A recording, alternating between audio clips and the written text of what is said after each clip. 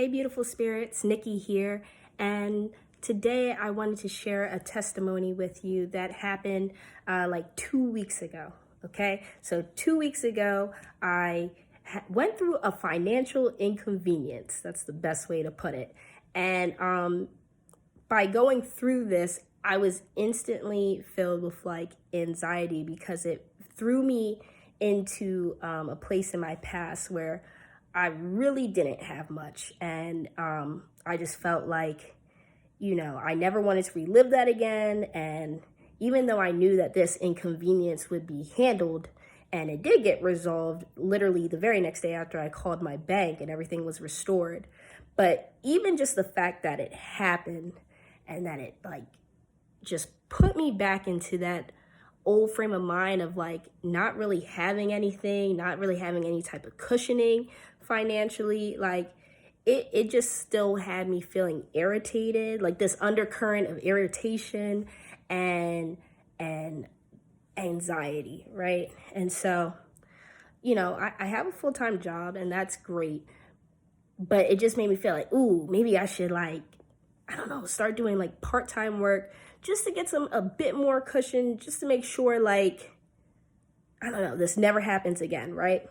So, Lord and behold, a couple of days later, an old boss of mine contacts me and lets me know, hey, there's a position at our private practice. Would love to have you on board. So I'm looking at this like, wow, God really knows the desires of my heart. Like, this is perfect. It's just 2 days a week, and it's with a company that I've thoroughly enjoyed in the past. Totally for it. Yes. Set up a schedule to meet for kind of like this interview, and perfect, right? So a couple of days before the interview, I read the book of Joshua. Now, this book has been highlighted to me, verses in it have been highlighted to me since last year in January.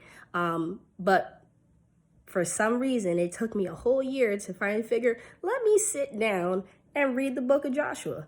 And in doing so, a verse was very much like pretty much one of the only verses that I highlighted was Joshua chapter 9, verse 14.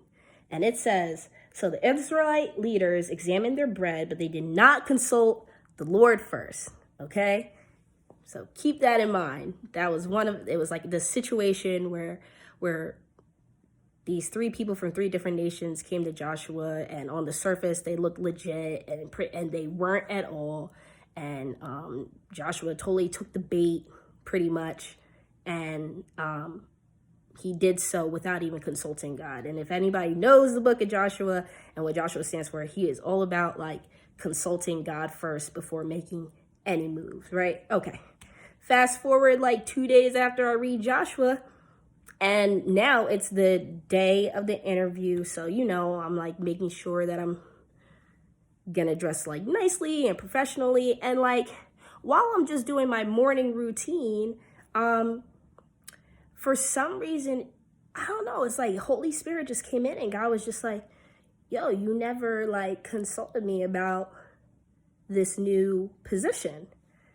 And I just kind of felt like, why would I? It kind of just fell in my lap, and came just at the moment that I really kind of felt like I needed it, and it seemed like such a blessing. But, I still asked God, I'm like, okay, is this position like for me? And I heard no.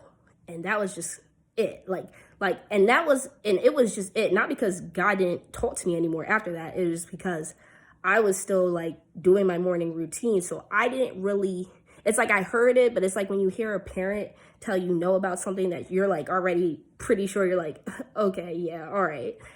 Like you have that feeling towards it where they say no, but you're just like, it's gonna happen. And you don't even like go back and forth with their no, because you feel like, yes, in your mind, you're like, yes, it's going to happen. So, so I get ready for work. I go to work. Everything's fine. Towards the end of the day, I get an email from my old boss just saying like, hey, sorry for whatever reason that they listed, we can't take you on board. My apologies, but we'd still love to have you this summer. So I was like thoroughly confused, but I guess I just didn't feel like too upset, because then I went back to this morning about how God told me no, and now it's like, now it really is this no. And it made me like go home, and I was just like, that's so weird that, like, I had this random thought, like, I didn't consult God first before this, and then he told me no, and I went back into the Bible and I looked at that verse, Joshua 9:14, and I'm like, man, I didn't consult God first. And that showed me, and I'm sharing this with you guys, because what it showed me is, like, things can really on the surface look so good and so perfect and so on time and such a blessing, and like, yeah, this is for me.